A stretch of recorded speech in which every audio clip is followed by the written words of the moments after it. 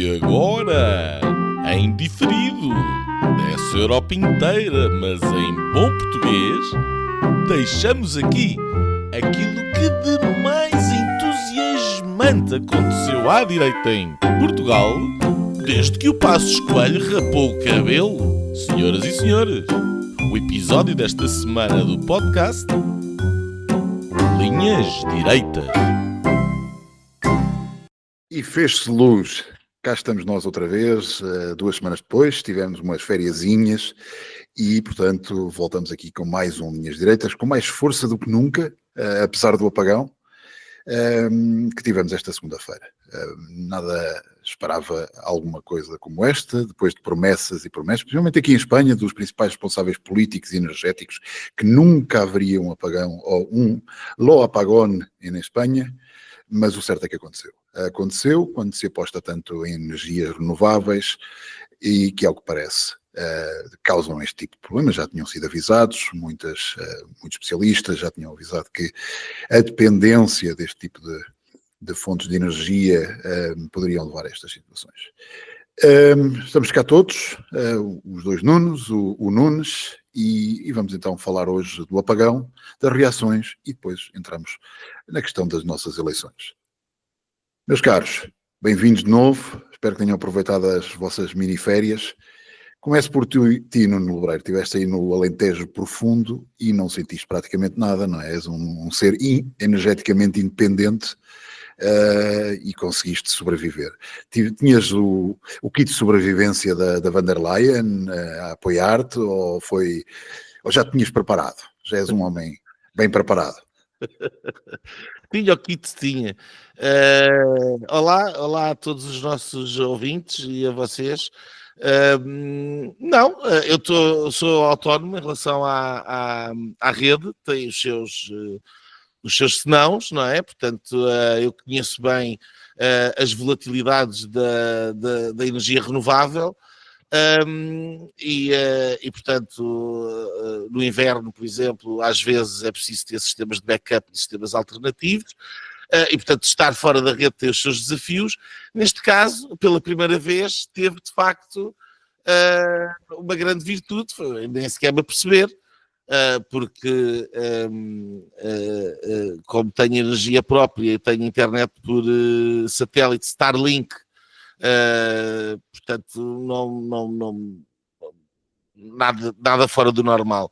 Foi, de facto, estranho ver-me naquela posição em que depois, quando fui alertado por um SMS do que estava a acontecer, liguei a minha televisão, que funciona através da internet, e que, portanto, estava a funcionar e devia ser uma das poucas pessoas que conseguia ver televisão em Portugal. Imagino que as pessoas nos hospitais, se tivessem televisão, estariam a ver, porque tinham sistemas de emergência, em alguns hotéis também, mas não havia de ser uma audiência muito grande.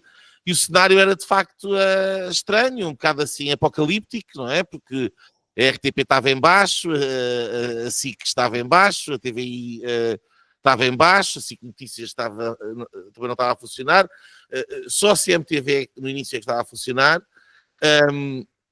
Uma coisa um bocado caricata, porque, quer dizer, não sabiam nada do que estava a passar e era o único canal português que estava a funcionar e, portanto, eu estava ligado na CMTV para ver se obtinha algum tipo de informação, na expectativa de que fosse eventualmente, sei lá, para a porta de uma equipa, para a porta do primeiro-ministro, ou para a porta dos ministros, ou sei lá, da REN, ou de quem fosse, e fossem fazer qualquer espécie de jornalismo de investigação que pudesse dar alguma informação pertinente sobre qual era a causa e quando é que se esperaria que a coisa tivesse resolvida.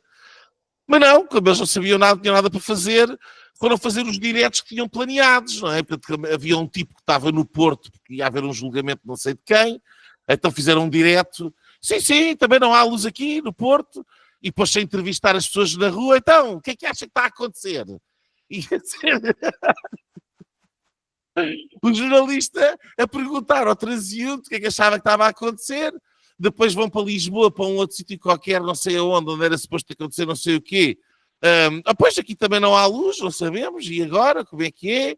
Havia uma senhora romena que estava a falar tinham sido avisados com umas teorias muito conspirativas que o jornalista rapidamente saiu, foi entrevistar uma outra senhora que estava muito aborrecida porque tinha stores elétricos e como estava muito sol, tinha baixado os stores e agora sem luz e sem stores estava às escuras e portanto estava muito desagradada com a situação e que dizia que se assim continuasse que ia para o Algarve, tinha segunda casa, graças a Deus, e enfim, isto foi a informação que eu obtive pela televisão, foi isto. Não deixou de ser assim cómico, apesar de ser um bocado trágico, porque, e agora a falar um bocadinho a sério, da minha perspectiva, eu tive a oportunidade de escrever um artigo que saiu no Observador no dia a seguir, lá está, tinha energia, tinha tudo, portanto entretive-me, em vez do artigo sair na quinta-feira, saiu, portanto, na terça, e um bocado a fazer a crónica disto tudo, mas para mim daquilo que foi um grande vazio, porque deu-se o caso do apagão ocorrer às 11h33 da manhã, como é agora famosa essa hora, mas se tem acontecido às 5h33 da tarde, a realidade tinha sido uma coisa completamente diferente. Com 1,5 milhão de pessoas espalhadas pela cidade de Lisboa, às escuras, sem iluminação noturna, com as lojas sem alarmes, sem sistemas de comunicação, os telefones em baixo, etc. A história podia ter sido outra completamente diferente. E a mim aquilo que me fez confusão foi que, a partir do momento em que se sabe que há o apagão, não se sabe bem qual é que é a causa, tudo bem. Mas há uma solução prática e sabe-se que há X horas que vai demorar para resolver. Não consigo perceber como é que ao meio-dia e meia, os responsáveis políticos portugueses não estavam na rádio e na TV, para quem tivesse havia mais pessoas ligadas à rádio, mas que depois podem passar a informação boca a boca para tranquilizar as pessoas, a dizer que isto aqui a 8 horas está resolvido, o sistema foi abaixo, mas não há nada de grave, a questão tem solução. Não, quer dizer, às 4 da tarde ainda ninguém tinha falado. E portanto estávamos no terreno dos boatos e da especulação, desde os submarinos russos e as histórias mirabolantes que circulavam. Mas na televisão, que é suposto ter um bocadinho mais de credibilidade nestas alturas, no tal jornalismo de referência, em todos os canais passou a notícia que a informação da REN dizia que podia durar até uma semana a restabelecer a situação. Uma semana, não é brincadeira, quer dizer, ao mesmo tempo que noticiava que a EPAL em Lisboa avisava que poderia haver cortes de água. Quer dizer, se há notícia que pode haver cortes de água, se há notícia que a coisa pode durar até uma semana, eu sou o primeiro a dizer que acho que as pessoas devem manter a calma e não entrar em pânico, até porque a situação nada fazia prever, como os jornalistas todos diziam, que se fosse alguma coisa de grave. Mas podemos esperar, de facto, que as pessoas em situação mais periclitante pensem dessa maneira. Quer dizer, estamos a convidar ao caos, estamos a convidar à incerteza, estamos a convidar a haver problemas. Portanto, aquilo que eu vi foi uma enorme desvalorização daquilo que estava a acontecer por parte dos agentes políticos. Quer dizer, a primeira declaração oficial que aparece é o ministro Amaro por telefone a dizer que estavam a tomar as medidas, estavam a estudar a situação e a tomar as medidas para salvaguardar os hospitais, as forças de segurança e a ordem pública, foi literalmente isto, 10 segundos, e a seguir, 5 horas já depois do ocorrido, que não é normal, quer dizer, eu nunca me lembro de ter ouvido falar de um país na Europa que tivesse, Portugal também não, tivesse estado 5 horas completamente apagado, com notícia, e depois sabendo se era só Portugal, que era uma coisa mais generalizada, portanto, com impacto, com seriedade, e nem vinha ninguém, aparece o primeiro-ministro de um bocado assim, por acidente, apanhado à porta da residência oficial, a dizer que estava plenamente informado, mas ia para a REN informar-se. Quer dizer, isto próprio é cómico, quer dizer, então, estou muito informado de tudo, mas vou agora ali à REN para obter informações mais exatas. Mas então, é preciso informações mais exatas, que é preciso ir lá, ou estás informado de tudo? Quer dizer, Luís, como é que é? Tudo isto é um bocado ridículo. E aquilo que eu vi, e passo a bola, acima de tudo foi desvalorização e desresponsabilização. São os 2 Ds. É a tática do cabrita do Costa.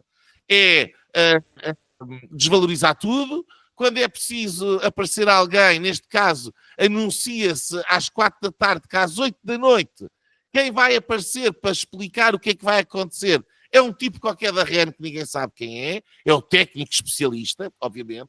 O técnico especialista é que vai explicar cientificamente o que é que vai acontecer, e isto não é nada com os políticos, porque isto é uma questão técnica, não tem nada a ver com os políticos. Portanto, é desvalorizada e é desresponsabilizada. E depois, não aconteceu em Portugal. Isto não aconteceu em Portugal. E, portanto, o mantra é que é uma questão técnica e não aconteceu, não começou em Portugal. Como se a dependência do sistema face ao que estava a acontecer em Espanha não seja consequência das escolhas políticas das últimas décadas, como se as opções energéticas e o sistema energético que nós temos no país não seja ele todo fruto de um desenho e de uma arquitetura que é, acima de tudo, responsabilidade não deste governo, obviamente, em grande medida do anterior, do António Costa, mas é uma questão política. Um país ficar às escuras durante 10 horas é uma questão que, obviamente, é política e tem que ser discutida. E, portanto, esta desresponsabilização para a questão técnica e a desvalorização como se fosse absolutamente normal, e tanto o Primeiro-Ministro fala de inconveniência e tal, e agora vou ali à REN e vamos ver, estamos a estudar e está tudo bem, não há razão para alarmes, quando não justifica o que é, e se não dizem o que é, não podem dizer que está resolvido. E não dão uma estimativa de horas. E quando lhe é perguntado, e aqui para mim, diretamente o Luís Montenegro teve mal por não ter aparecido antes, oficialmente, e teve mal, porque quando questionado diretamente pelo jornalista que havia fontes da REN a dizerem que a situação poderia demorar até uma semana, riu-se e comentou, enquanto se ia embora, que não era essa a informação que ele tinha, mas com certeza que as fontes do jornalista haviam de ser ótimas. Como se isto fosse o diz que diz do Congresso, ou se o A ou o B vai avançar e tal. Não é essa informação, mas você lá há de saber. Quando estamos a falar da vida das pessoas, esta desvalorização de uma ação fundamental do Estado, que é a manutenção da ordem pública e das infraestruturas, a mim parece-me grave. Mas também já percebi que aparentemente sou dos poucos que assim pensa. Portanto, como correu tudo bem, vai ficar tudo bem, está tudo bem, não há problema nenhum, bola para a frente, venha ao próximo. Bem, Nuno Poça, depois disto, queria-te perguntar, além de Luís Montenegro, não sei se já estavas em Portugal na altura, mas achas que a Ministra do Ambiente e Energia, que praticamente nem se ouviu falar dela, teria que ter tido uma ação muito mais forte, de esclarecimento com as pessoas, porque basicamente é isto. Isso não foi só em Portugal, porque em Espanha foi exatamente o mesmo. O Pedro Sánchez só apareceu às 7 da noite, ou hora que valha, e também pouco ou nada disso, foi também muito, isto foi qualquer coisa que aconteceu, vai-se resolver, depois foi aparecendo, até no dia a seguir, vir quase responsabilizar os privados. Mas a questão é mesmo esta, é a responsabilização, não conseguem informar as pessoas, e ao não informar, basicamente tens todo o tipo de más informações, porque ou rumores ou boatos que isto vai durar uma semana, que foi assim, que foi assado, que ao princípio pode ser um começo de algo muito pior. Achas que o papel do Ministro do Ambiente, ou Ministra do Ambiente e de Energia, especialmente da Energia, não tem que ser muito mais forte e vir e dizer, olha, meus senhores, é isto que se passa, eu tomo as rédeas e por rádio, pela Rádio Moscovo, seja pela TSF, seja pela Observador, e começar a espalhar a realidade do que é que se passa, para que as pessoas, porque é aquilo que o Nuno dizia, se isto acontece um pouco mais tarde era o caos. Felizmente aconteceu ao meio da tarde, ou ao início em Portugal, ou ao fim da manhã, e deu algum tempo às pessoas prepararem.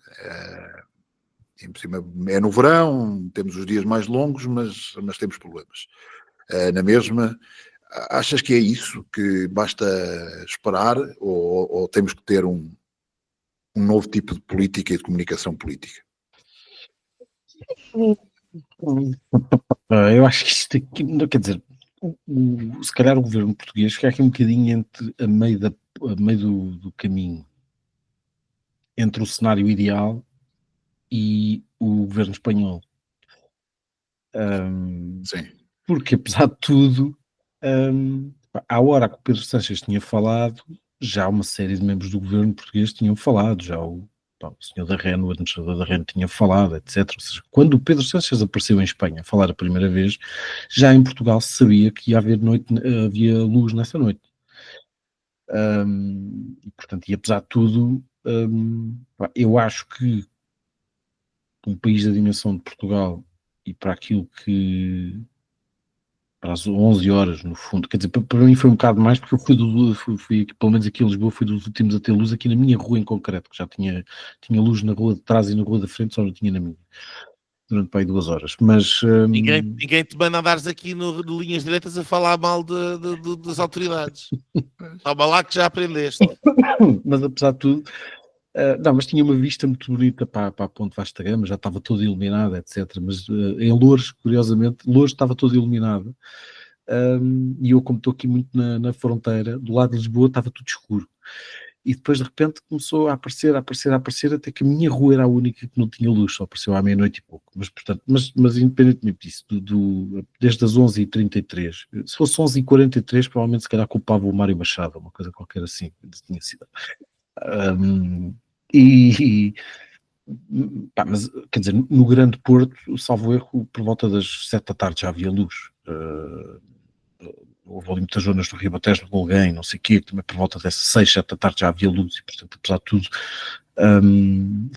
as coisas foram repostas com alguma rapidez, e as coisas não correram assim tão mal e, portanto, não foi um cenário apocalíptico que se colocou. Agora, vamos pôr aqui a coisa um bocadinho em perspectiva. O Nuno dizia com razão que se a coisa tivesse acontecido no inverno às 5 da tarde ou às 6 da tarde, obviamente teria sido muito mais grave, óbvio. Mas também não aconteceu. Pode acontecer, pode, e eu acho que o governo, este ou de qualquer, a REN, a administração pública, e as entidades envolvidas nisto também podem tirar daqui ilações e aprender alguma coisa em termos de comunicação e de gestão da crise. Já nem estou a falar propriamente de política energética, isso são outros 500, mas podem aprender aqui qualquer coisa para eventualmente corrigir alguns erros que se tenham passado.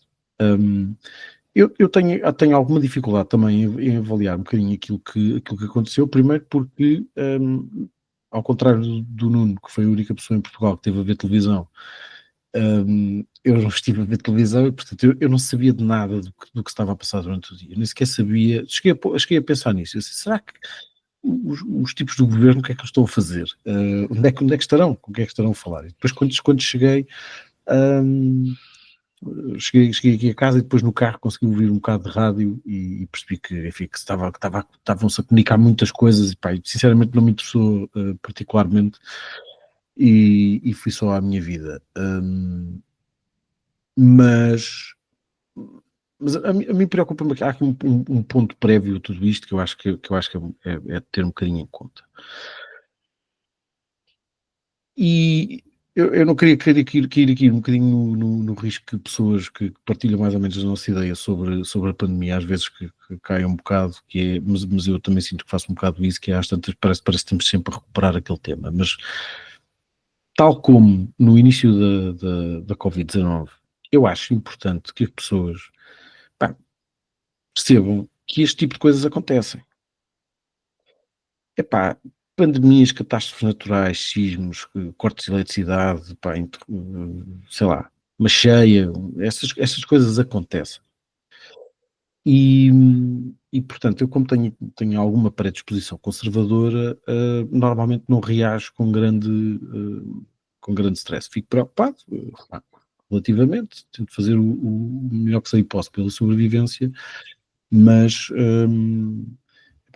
continua a fazer-me imensa confusão que as pessoas, a primeira coisa que pensem cada vez que acontece uma coisa qualquer fora do normal, primeiro que achem que é o fim do mundo que aí vem, e depois que achem que, vindo o fim do mundo, elas vão ser apanhadas pelos os 4 cavaleiros do apocalipse na retrete, e portanto que vão todas a correr para os supermercados, arrebanhar papel higiênico que nunca mais acaba, caixas de bananas. Houve uma senhora que acho que aqui em Lisboa que levava 10 caixas de bananas para casa, portanto ainda deve estar a comer bananas, não sei se está a fazer outra coisa, qualquer coisa, bananas entretanto, porque elas depois estragam-se.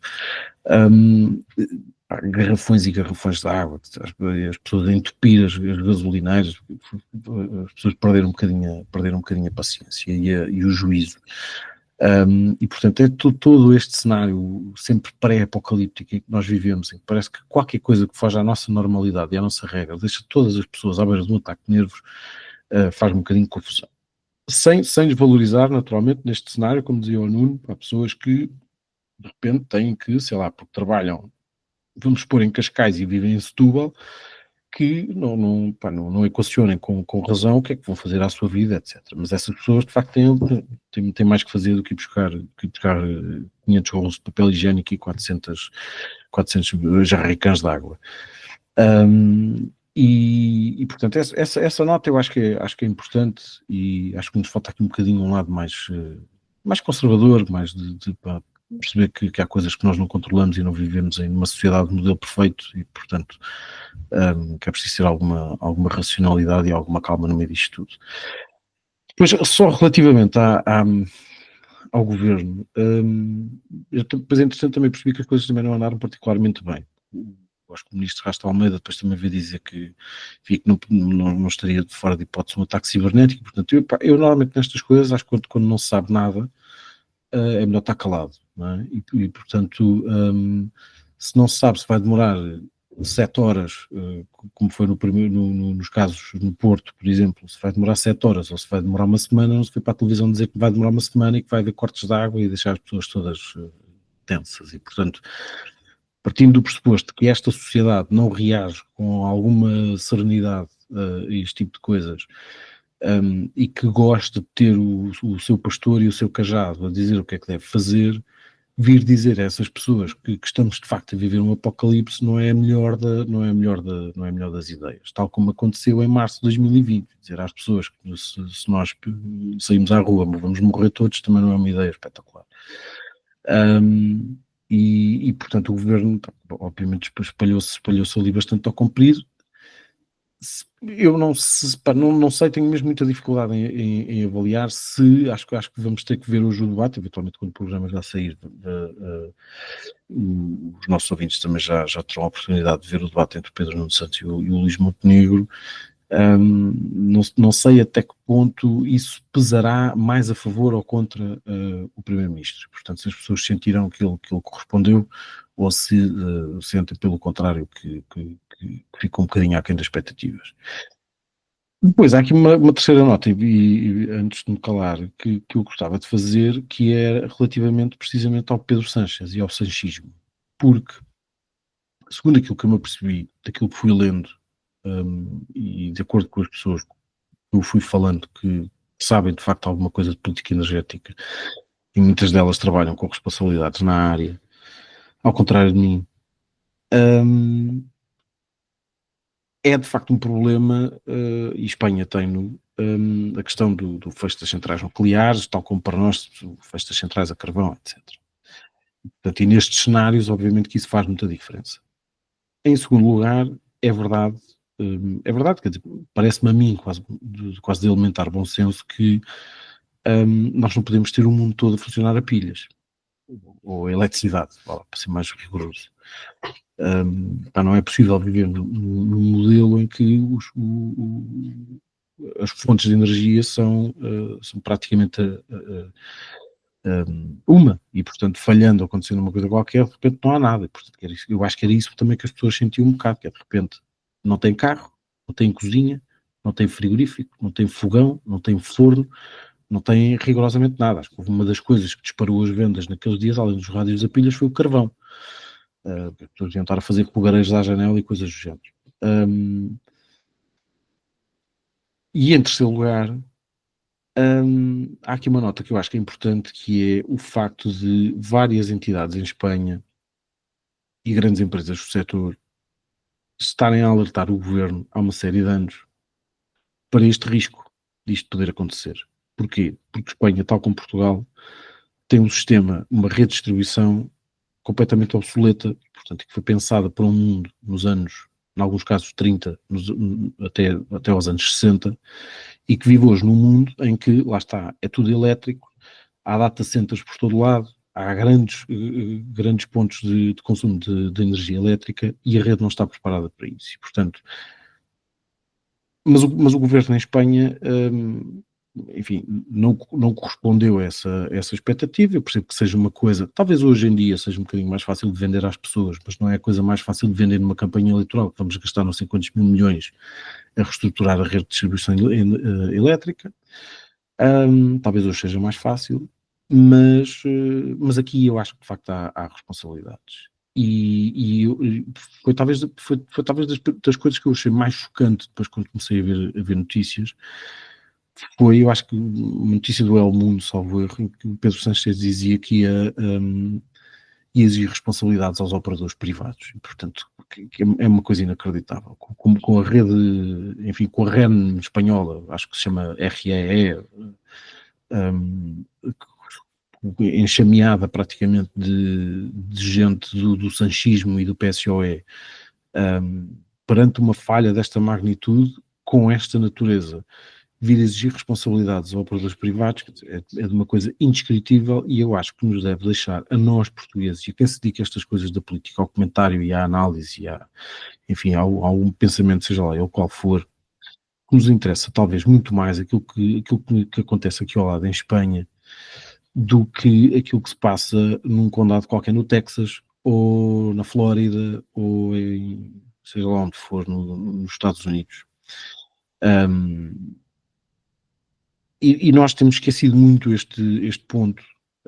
A Espanha é um grande parceiro económico de Portugal, está aqui ao lado, portanto geograficamente é inultrapassável, e Espanha, nós já tivemos aqui alguns programas sobre isso, já falamos aqui várias vezes sobre isso, e Espanha tem vários problemas, isto está-se a afundar de tal maneira que nos afeta de facto, e portanto eu acho que, além de toda a questão da política energética, sobre a qual eu reforço, sei praticamente nada, além de toda a política energética, política ambiental, enfim, a toda esta gestão da crise que aconteceu, até ao nosso próprio comportamento sociológico, à maneira como nós hoje em dia nos comportamos em comunidade, etc., eu acho que este ponto é importante e pode de facto estar em cima da mesa. Nós podemos e devemos ser exigentes com aquilo que se passa na política em Espanha, muito mais do que com a nossa eventual superioridade moral que possamos,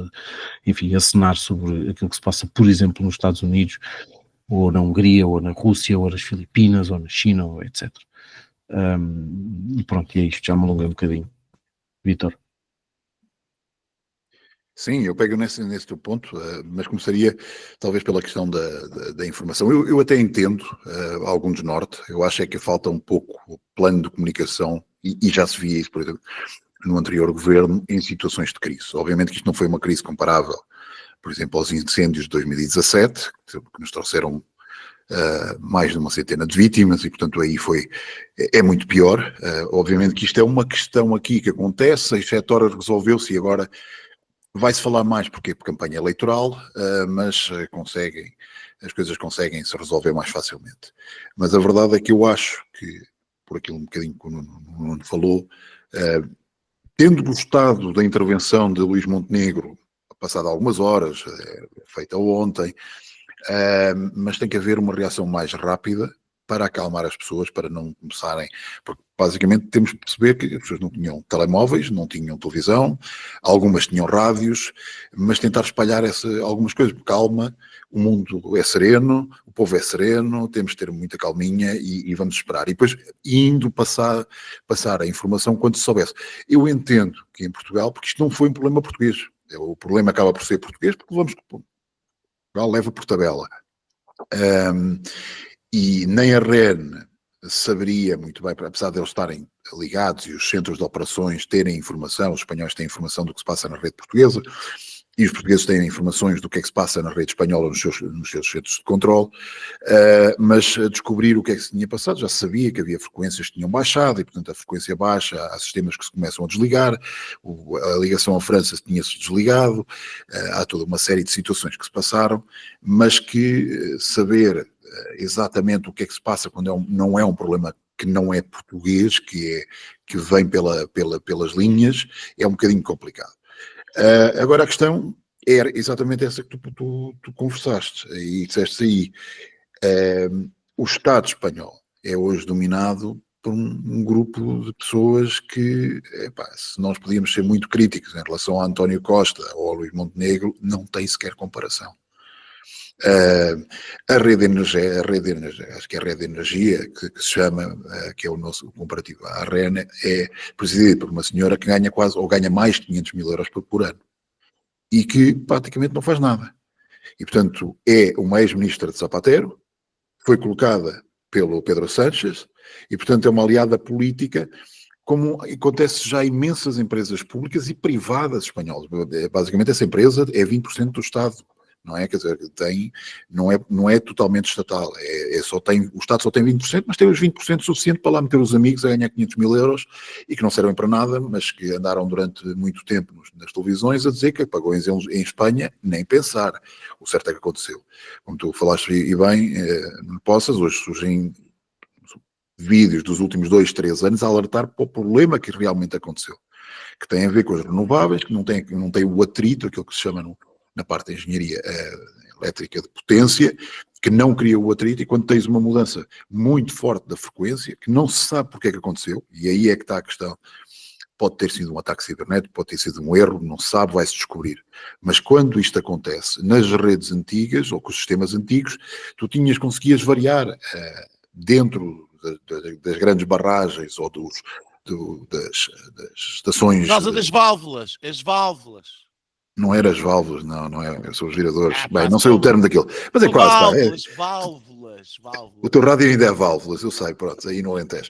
Mas basicamente tu tinhas uma capacidade de amortizar estas variações, e hoje não tens. Porque aquilo que se soube, e aqui eu achei por acaso engraçado, porque há o pessoal das teorias de conspirações que vieram logo que é um ataque cibernético, que é isto, que é aquilo, uma guerra que são os chineses e tal, mas depois houve logo também alguns jornalistas que apareceram, tanto em Espanha como em Portugal, com a teoria de que era por causa de um evento meteorológico extremo, que não se verificou. Basicamente era um dia de primavera absolutamente normal em Espanha, depois de uns dias, até de um inverno bastante longo, e onde aconteceu, houve muitas horas de sol, mas quer dizer, estamos a preparar uma nova rede de energia para ter muito mais placas solares, acima de tudo, e a rede não aguenta um pico de energia. Basicamente sabemos isso. E esse é o grande problema. Como é que tu podes vender que os espanhóis, especialmente os espanhóis, e falo aqui por tudo, pela forma e pela política e comunicação do governo Pedro Sánchez, passem a ter mais carros elétricos, a defender cada vez mais a utilização do dinheiro eletrónico. Eu estava aqui, e eu por acaso senti-me rico porque tinha 5 euros no bolso. Quer dizer, mas basicamente, em Espanha, ninguém tem dinheiro. É muito raro encontrar alguém que use dinheiro vivo. E, portanto, o restaurante, eu almocei num restaurante do amigo, e que fez fiado nesse dia, não é? Porque as pessoas chegavam todas a perguntar: meu caro, dá para comer? Sim senhora, dá para comer, temos tudo, podemos pagar com cartão? Não, nem pensar, porque não há. E muitos, quando nós estávamos a esplanada, foram 50 ou 60 pessoas que passaram assim, pessoas em pânico, porque não tinham como comprar. Os supermercados, as pessoas não têm hoje o armazenamento em casa, vão comprando, especialmente dentro das cidades, vão comprando as coisas ao dia a dia e dependem do dinheiro eletrónico. Dependem do dinheiro eletrónico, dependem do telefone, já nem é dos cartões, porque o cartão está no telefone.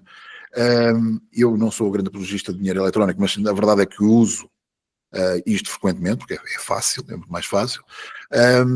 Mas tens um problema, a comunicação é feita, mas depois a rede e o sistema energético não está preparado para este tipo de coisas. e poderia ter sido bastante pior. Em Burgos, nós recuperámos a energia por volta das 5h30 da tarde, até foi bastante rápido. Em Bilbao, penso que foi dos primeiros sítios, foi por volta das 4h30, mas em Madrid, à meia-noite, e era uma das grandes preocupações, e eu estive a seguir, a Ayuso chegou a presidente do governo da província, da Comunidade de Madrid, entrou em direto, penso que foi no canal 4 ou canal 5, foi na antena 5, e conversou abertamente sobre os problemas e a preocupação que ela tinha, que era a noite em Madrid. Porque a questão era as peagens. E hoje Madrid, especialmente os bairros, zonas ao redor de Madrid, Getafe, zonas mais a sul, têm problemas de gangues. Gangues dominicanos, gangues colombianos, que volta, entram à pancada, e o problema que eles tinham era esse, é que havia muitas ruas sem luz ainda, e queriam que o governo mandasse o exército para essas zonas e não aconteceu absolutamente nada. Felizmente não houve nenhuma tragédia, houve algumas situações mais críticas, mas aquilo que dizias há bocado, se isto acontece muito mais tarde ou no inverno, uma cidade como Madrid, ou uma região como Madrid que tem 7 milhões de habitantes, pode ter uma situação muito, muito, muito complicada. Se Lisboa com 1,5 milhão já é grave, imaginem em Madrid. E o governo falava, tal como em Portugal, mas o mais interessante é que no dia a seguir aquela intervenção de Pedro Sánchez de quase incriminar, nem acusar, é quase incriminar os privados, que obviamente tiveram uma reação e depois houve quase um desmentido de Pedro Sánchez, que não era bem assim, mas que se iria investigar e que se teria que perceber. E eu digo isto, e concordo completamente com o que o Nuno disse, é que Portugal tem que olhar muito mais para a Espanha do que olhar, por exemplo, para a Argentina. Não é? Quer dizer, basta olhar para os jornais dos últimos 2 anos e houve preocupação, era muito mais o que é que o Milei ia fazer. Agora já não se fala, como é óbvio, não é? Que as coisas correm bem, mas sobre os casos de Pedro Sánchez, sobre o pandemónio que existe nas País Basco, ou especialmente na Catalunha, cada vez pior. A situação na Catalunha está crítica. As 10 cidades mais perigosas neste momento estão todas na Catalunha, e portanto temos uma situação em Espanha que não é só ser o nosso maior aliado económico, mas é o país vizinho onde passam as nossas... se nós tivermos pouca energia, não tivermos sol, não tivermos vento, basicamente dependemos ou das nucleares espanholas ou das nucleares francesas, e tudo passa por Espanha, e ter um bando de irresponsáveis e uma oposição que praticamente também não o percebo, porque fala muito, mas pouco faz, não se entende. Há momentos em que o Vox anda mais à cabeçada com o PP do que realmente, ou o PP com o Vox, ou com o Albice Pérez, com aquele novo projeto, do que realmente com o Pedro Sánchez, e Portugal está a sofrer, e vai sofrer se não começar a tomar medidas, especialmente na parte energética. O Luís Montenegro disse que iria avaliar, e se for primeiro-ministro outra vez, especialmente ter mais centrais que possam fazer o arranque em vazio, para poderem sincronizar logo a rede e não estarem dependentes de outras fontes que lhes tragam energia. Neste momento só temos 2, ou parece, Castelo Bode, e a outra não me recordo qual era, penso que era uma central a gás. E Espanha também tem o mesmo problema, Espanha tem 3 ou 4 também, e portanto nós temos que ter uma capacidade para ter uma reação muito mais forte, porque se dependemos tanto de Espanha, na verdade a nossa capacidade de produção de energia é muito superior àquilo que nós temos de consumo num dia bom, mas se tivermos um dia sem sol e um dia sem vento, já as coisas não são tão... Não, e a questão é o preço. E depois é o preço. Porque àquela hora, parece que àquela hora nós estávamos a receber energia de Espanha e a ser pago para isso. Porque era tanta a quantidade que eles tinham. Pois, exatamente. O problema aqui é esse, é que é uma questão de economia de escala e de diversas razões, até regulatórias, e enfim, que permite de facto que os espanhóis produzam energia muito mais barata do que aquela que os portugueses produzem. E, portanto, a integração do mercado faz sentido dentro desse racional. Agora, as razões para que aqui seja muito mais caro são consequência das ações políticas portuguesas, e as razões pelas quais não haja sistemas de backup são consequência das políticas portuguesas, e as razões pelas quais se está dependente desta fuçanguice das renováveis também são políticas importadas, mas são políticas portuguesas dos últimos anos. E, portanto, não se pode fugir à questão da responsabilidade política. E eu tenho muita pena, porque, mais uma vez, quer dizer, por exemplo, houve muitas críticas ao meu artigo, foram para lá chamar-me socialista,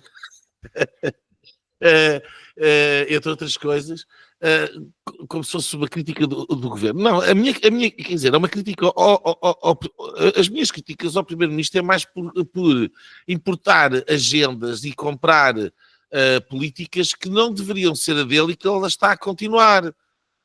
Porque a política energética que Portugal seguiu ao longo dos últimos anos e que a Europa segue ao longo dos últimos anos, quanto a mim, está fundamentalmente errada nos seus pressupostos.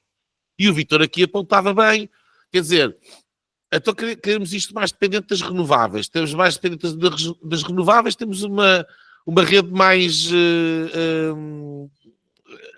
menos estável, mais instável.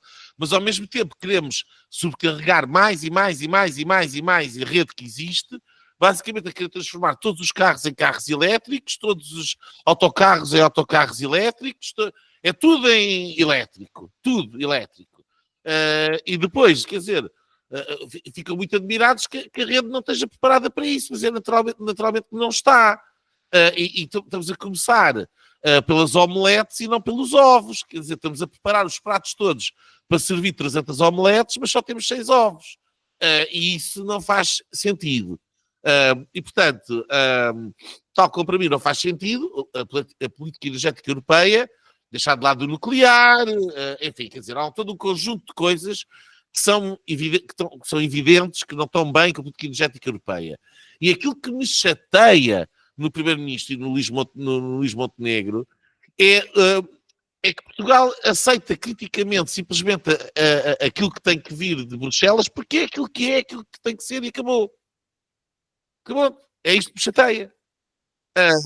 E, portanto, a solução do problema é uma alteração nos fundamentos da política energética que tem vindo a ser seguida na Europa. E, porque senão, aliás, isto não foi na Europa inteira porque os franceses resolveram a tempo, conseguiram isolar o sistema a tempo.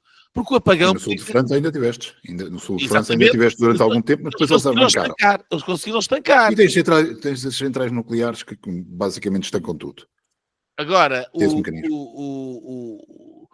o ponto para onde nós estamos a caminhar e a loucura da dependência das energias renováveis, como vocês apontaram, que a instabilidade é uma das coisas que quem estuda de facto esta matéria, não é a Greta, lamento, alerta há muito tempo, tem vezes, e nós não podemos ter estas sociedades altamente complexas e eletrificadas apagadas durante horas e horas a fio.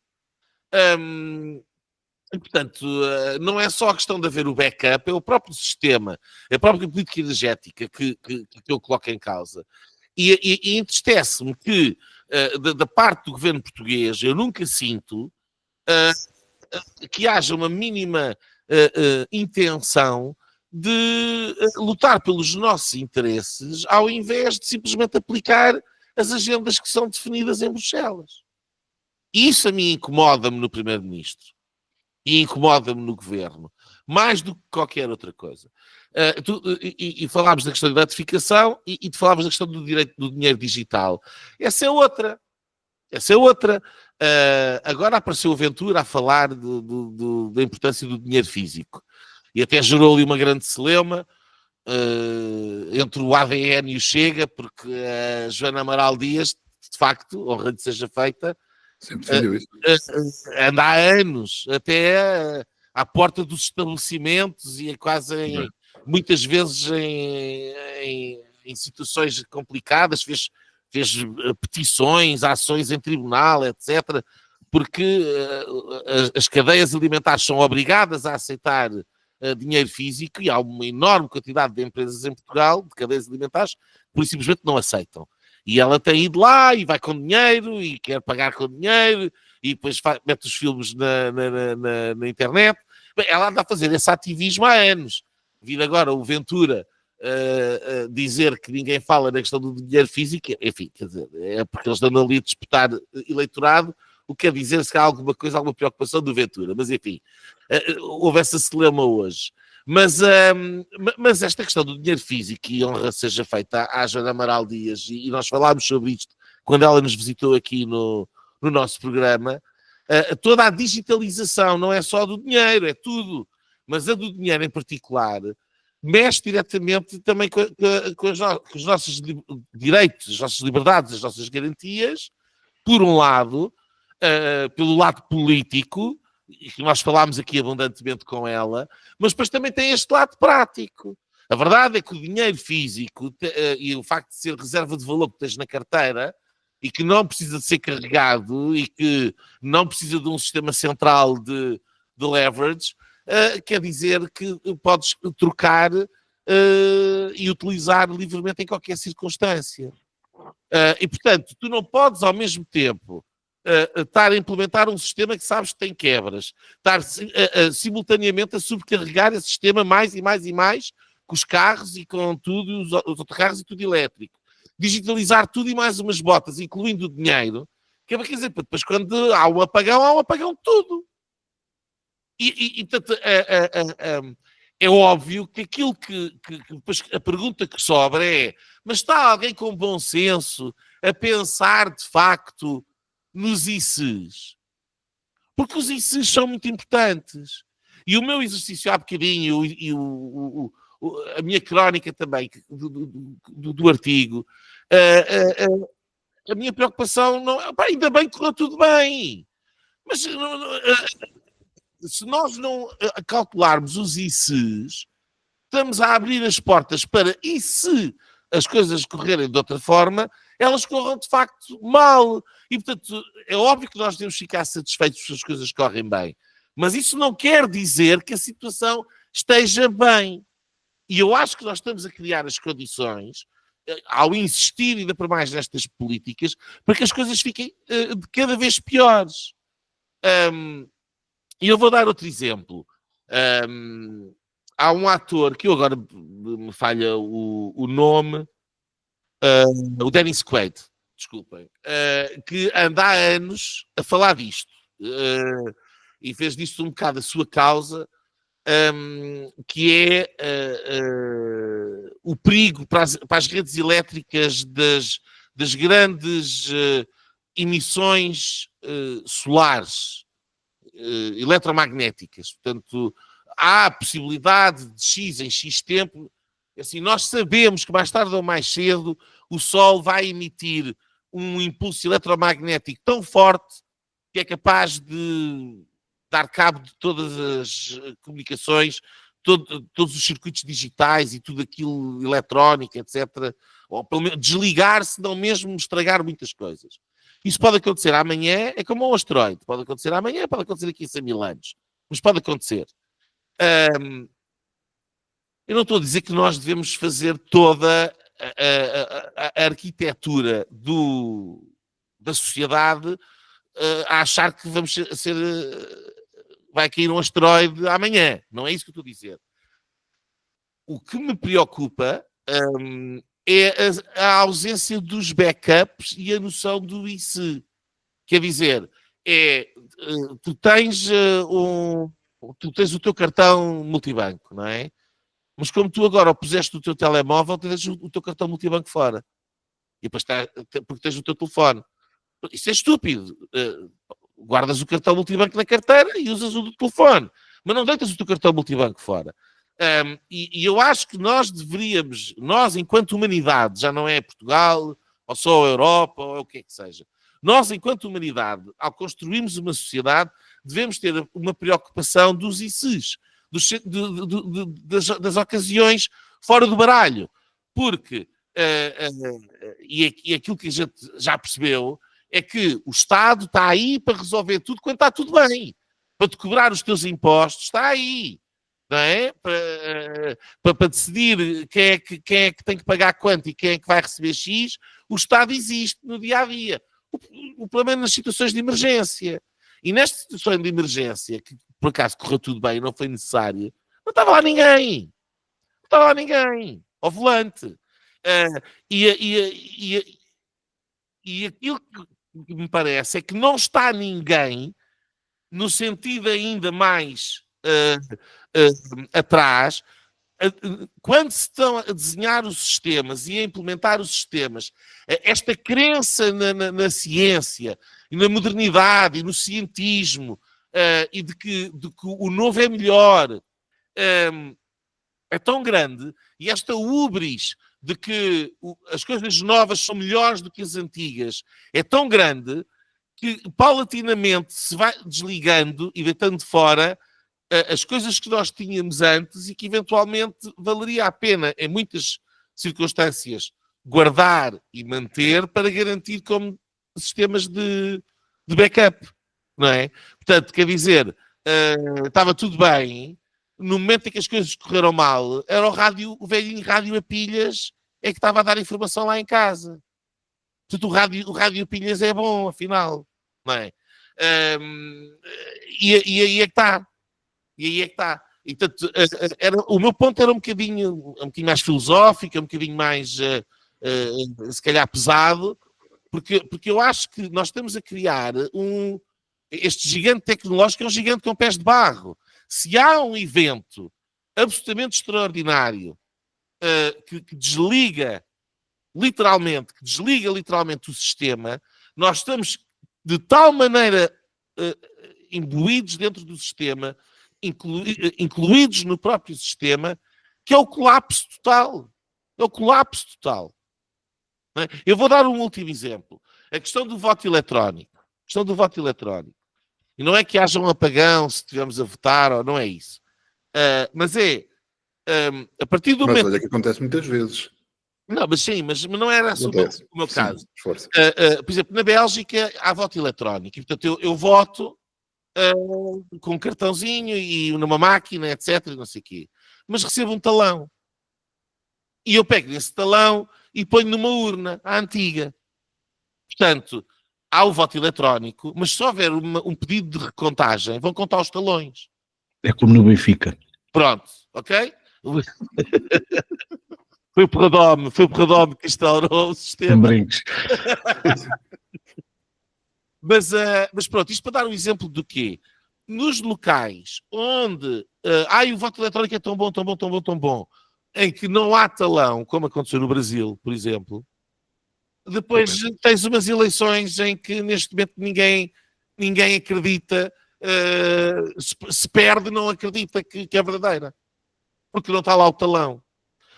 E portanto, o meu exemplo é Mas atenção que o voto impresso já foi votado no Parlamento, que é o que eu chamo de voto impresso no Brasil, ao contrário do que as pessoas pensam. As pessoas pensam que o voto impresso é voto à mão, não é? O voto impresso é exatamente esse sistema.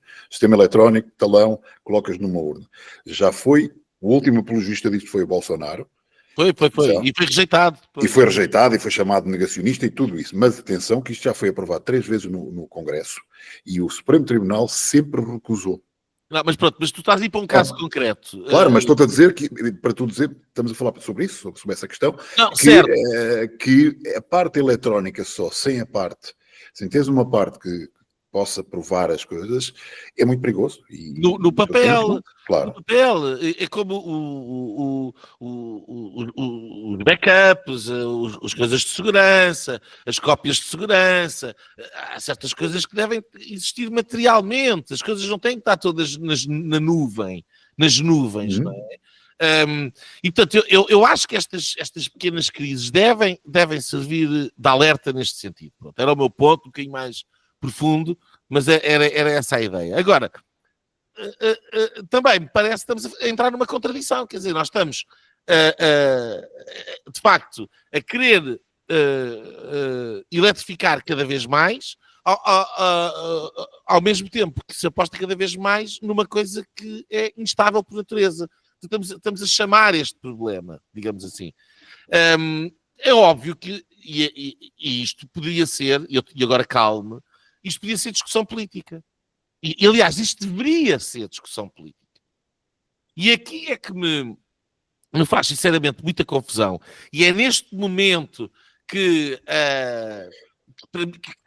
que eu acho que, de facto, o projeto europeu e a mentalidade moderna, as duas coisas coligadas uma com a outra, a mentalidade científica, digamos assim, pseudocientífica, digamos, das certezas e do vai correr tudo bem, se coligam para colocar mesmo em causa a democracia, porque se tu apareces de facto a colocar estas coisas em causa, lá está, és o negacionista, és o retrógrado, não acredita na ciência, é isto ou é aquilo. Mas a verdade é que não se discute isto. Quer dizer, nós vivemos num mundo em que estas grandes opções que afetam brutalmente a nossa vida são atiradas para um realme supostamente não político, que é dos técnicos especialistas, dos cientistas, e são esses que vão dar uma solução. E depois aparece o primeiro-ministro com um caderno, tem aqui a solução que os especialistas, reputados cientistas deliberaram. E pronto, e toda a gente tem que estar de acordo. Foi assim com a Covid. E é assim com a política energética por causa das alterações climáticas e da gareta e não sei o quê. E é esta antipolítica que é o retirar a discussão, acabar com a discussão política em nome da opção técnica dos especialistas, que eu acho que está a destruir as democracias na Europa. Então, deixa-me discordar um bocadinho do que estás a dizer aí, porque a verdade é a discussão técnica dos técnicos especialistas, depende do que é que estás a falar. Porque, por exemplo, em Espanha, e isto aconteceu, e há vários vídeos sobre isso, do que é que se passou, nos últimos 3, 4 anos, pessoas que são realmente especialistas na matéria alertaram que este problema podia acontecer. O que é que o Estado fez? O que é que o Governo fez? O que é que a REN espanhola fez? Contrataram especialistas, esses sim, os tais especialistas que estás a falar, para refutar essas ideias e para dizer que isso era tudo uma mentira, era tudo algo de gente negacionista, queria prejudicar, extrema-direita, disto e daquilo, a lenga-lenga do costume, porque a discussão entre os especialistas e gente que entende da matéria alertava para isto. São pessoas conservadoras que dizem nós temos fontes de energia que são fontes que são reliable, agora perdi-me com a tradução, que nós podemos confiar, que já funcionam há muito tempo, temos capacidade suficiente e estamos a arriscar muito neste momento e depois a trazer outros serviços, carros elétricos, digitalização do dinheiro, digitalização da identificação, que foi algo que lançaram há pouco tempo. Desculpe, e então é uma decisão política acima de tudo. Mas é que completamente, são os políticos, é enterrar a discussão técnica. A discussão técnica, o alerta técnico era este mesmo. Mas essa senhora, questão é energia política. O que eu estou a dizer é que isto é uma questão política. É uma questão política que deve ter em conta as diferentes análises técnicas, mas é uma discussão política. É aquilo que estes tipos fazem é atirar para fora da política, portanto, não é para o cidadão comum, é só para os especialistas, e depois o que sai de lá, obviamente, é aquilo que os especialistas que interessam diz que é o decreto especializado, não é? Da especialidade, e o científico. Mas isso retira do sistema político, do sistema democrático, e portanto, torna numa questão que nem é especializada, nem é científica, porque não há nada mais democrático que a verdadeira ciência. A verdadeira ciência é a democracia em ação. Qualquer princípio é contestado por toda a gente. Porque, quer dizer, qualquer borra-botas pode contestar uma equação matemática do Einstein. Não é? E, portanto, não há nada mais democrático do que a ciência aberta à refutação. E o que eu estou a dizer é que este próprio processo tem que ser um processo que tem que estar integrado na política. Mas aquilo que esta gente faz é colocá-lo fora da política, no realme superior da técnica e dos especialistas, que depois, com a propaganda, sai cá para fora como se fosse uma voz única, e nem sequer é. É dos interesses e daquilo que interessa reportar como científico. Acho que estamos de acordo nesse sentido. Não vale a pena discordar de mim. Gonçalo, o que é que tens para dizer-me? Não, estava agora aqui a ver uma notícia que acabou de chegar. É que aparentemente, isto disse o ministro Castro Almeida, que na segunda-feira andaram motoristas dos ministros a comprar e levar combustível para a maternidade Alfredo da Costa, porque aparentemente a maternidade só tinha gasóleo para 1 hora. 1 hora. E na verdade, se calhar reforça aqui em parte um bocadinho aquilo que estava a dizer de mais abonatório, que é, no fundo, isto, por exemplo, podia ter sido noticiado na segunda-feira, não é? E alimentaria o pânico. Mas não foi, e não foi bem. Mas o facto de uma unidade hospitalar como como a maternidade Alfredo da Costa só ter combustível para 1 hora de falta de energia, de facto, vai aqui um bocadinho ao encontro daquilo que o Nuno estava a dizer, que é what if, não é? Falta Estamos em Lisboa, que é uma cidade que tem atividade sismológica bastante não, quer elevada, dizer, não é? sim, Comparativamente com o resto do em mundo. Lisboa, com atividade sísmica, e fora catástrofes naturais que possam acontecer e que ninguém sabe. Enfim, pode ser um apagão destes, pode ser outra coisa qualquer. E de facto, nós começámos a perceber isto aqui um bocadinho aos bochechos. Agora foi isto noticiado. A Alfredo da Costa só tinha combustível para 1 hora. E, portanto, chegámos ao ponto de andarem motoristas dos ministros a levar gasóleo para a maternidade, porque, enfim, acho que é um bocadinho nesta lógica de facto, de não estarmos devidamente acautelados para o ICE. E eu relativamente a isso concordo. Agora, eu temo é um bocado que isto tudo acabe por ficar um bocadinho para a história como ficou como fica quase tudo, na verdade. Eu ia dizer a pandemia, mas é como fica quase tudo. Que é, no fundo, nós agora vamos olhar para isto para trás e vamos estar, cada vez que se fala com alguém sobre o dia do apagão, era onde é que estavas e o que é que fizeste e quantos jarricãs é que compraste e não sei o quê, que no fundo é um bocado isso, porque hoje em dia, quer dizer, eu acho que nós estávamos sempre à espera, quando acabar a pandemia, as pessoas vão ter que perceber, vamos ter que fazer um balanço, vamos ter que perceber o que é que foi feito bem, o que é que foi feito mal, onde é que se exagerou, onde é que não se exagerou, onde é que foram violados os direitos básicos, etc., onde é que não foram, e no final das contas há um comportamento coletivo que, em parte, eu hoje em dia não conheço ninguém que não tenha sido completamente indiferente à pandemia, que nunca ligou rigorosamente nada e, portanto, nunca desinfetou sequer uma casca de banana. E havia pessoas a desinfetar cascas de banana, mas imagino que não comam as cascas de banana, mas enfim, estou aqui um bocado focado nisto. E depois nada disso aconteceu. Aquilo que acontece é, eu vi o não sei o quê na pandemia, e eu vi não sei quantas séries, e ia não sei para onde, e tive não sei quanto tempo aqui, assado, e fiz, e cozido, e agora é um bocado a mesma coisa. Eu fui, porque em Lisboa não havia, às tantas, eu decidi sair do escritório para ir para casa, achei ingenuamente que podia apanhar um táxi, não apanhei um táxi, e achei ingenuamente que podia ir de autocarro e percebi que havia filas de 500 metros de pessoas para apanhar autocarros,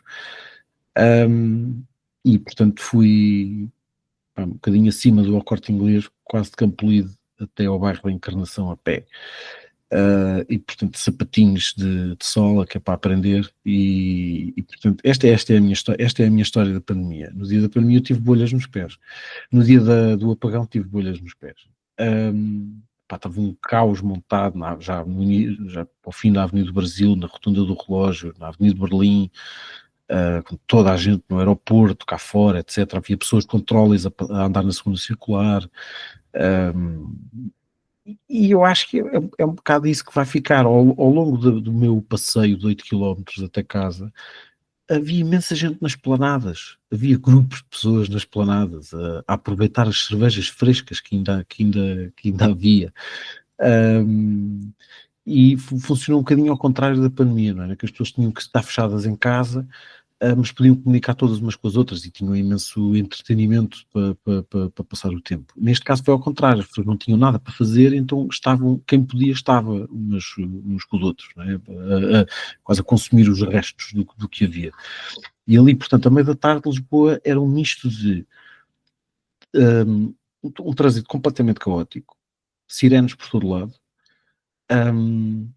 mares de gente por tudo quanto era rua, normalmente em direção, enfim, foi também o que eu apanhei, mas muito à volta do aeroporto e muita gente em direção ao Campo Grande, porque era onde podia haver autocarros, enfim, para algumas zonas da periferia, para Loures, para Mafra, etc.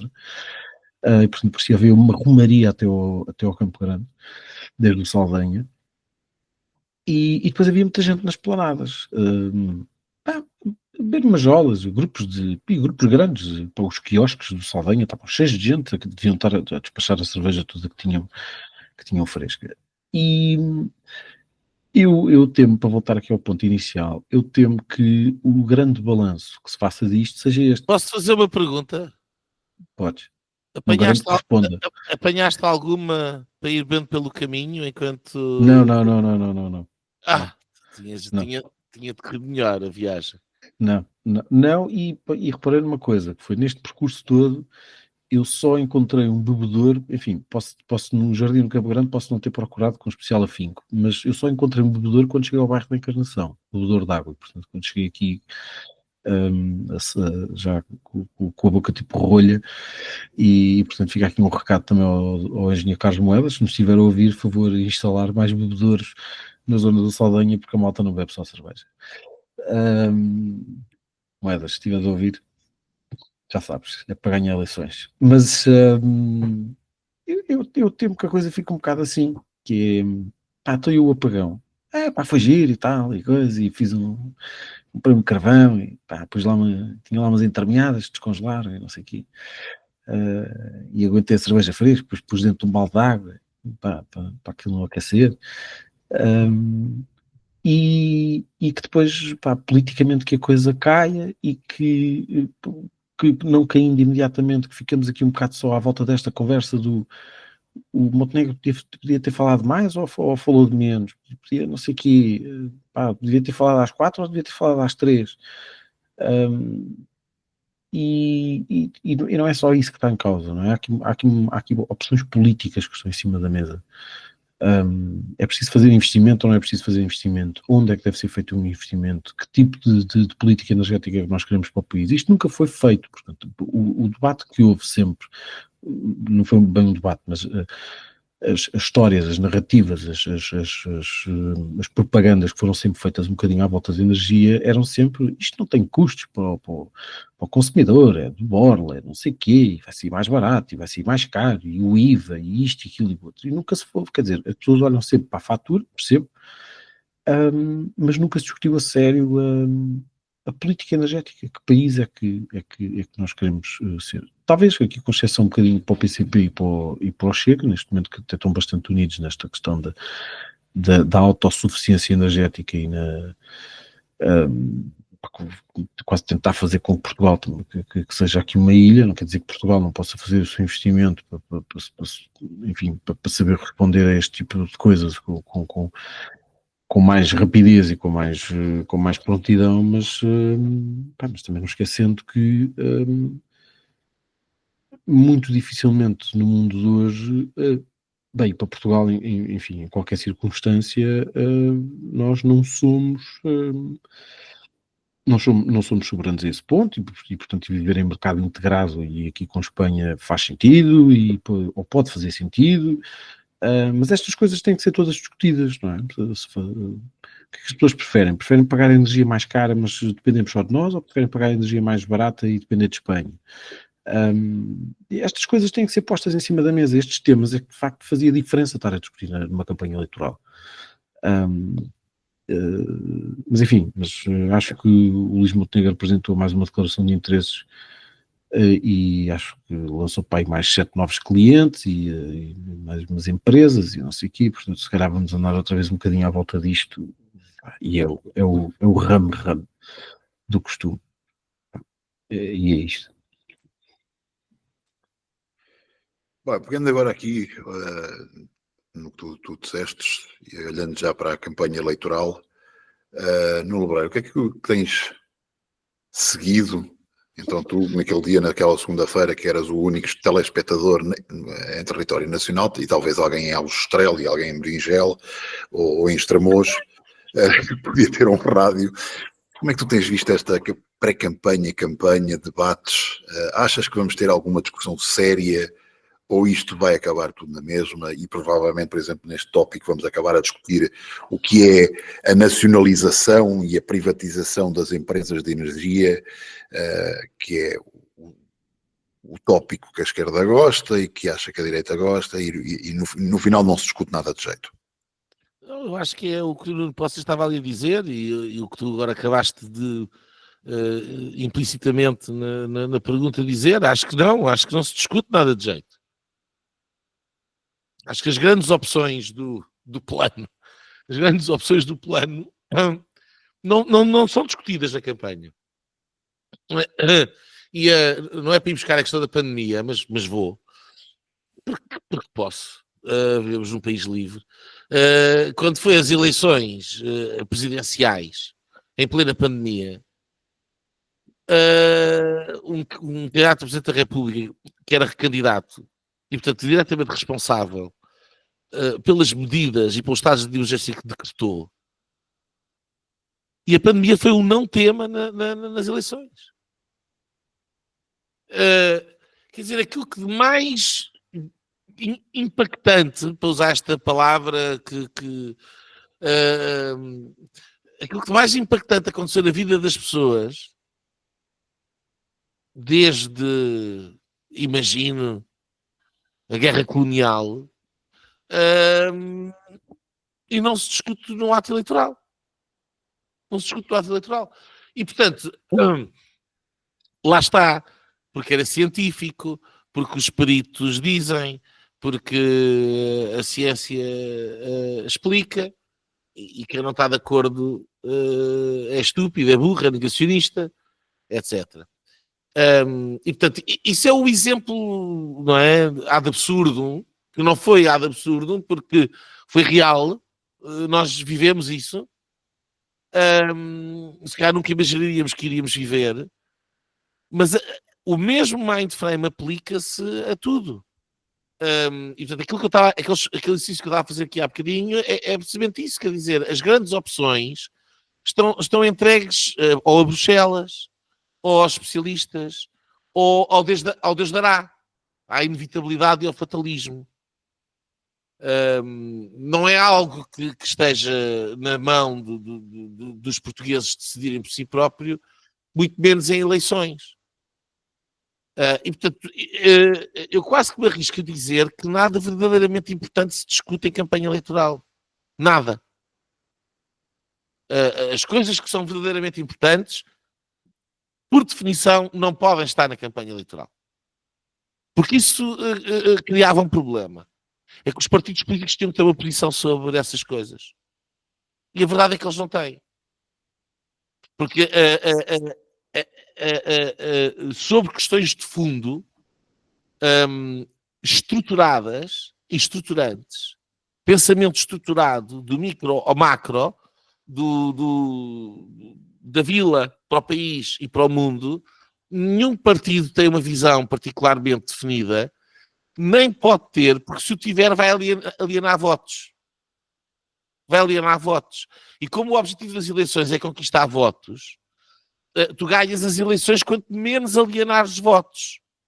Portanto, quanto mais flexível tu fores, quanto mais estruturado tu fores, ou seja, tiveres uma solução que está alicerçada na realidade, é fixa, está na realidade, então estás a alienar todos aqueles que não partilham dessa realidade.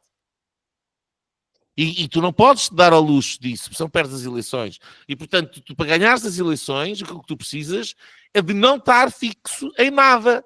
é de navegar e de poderes responder tudo e mais umas coisas, incluindo há e o não há, de maneira a poderes ganhar as eleições. E, portanto, não interessa discutir nada de sério na campanha eleitoral. E como não interessa a ninguém, fica-se pelos casos e os casinhos. E é isto. E a campanha eleitoral vai ser isto. E a política hoje em dia é isso. Porque não há, como tu dizias há bocado, quer dizer, a oposição não é verdadeira oposição. Porque assim, voltamos àquilo. O Montenegro é mais competente que o Costa? Eu estou convencido que sim.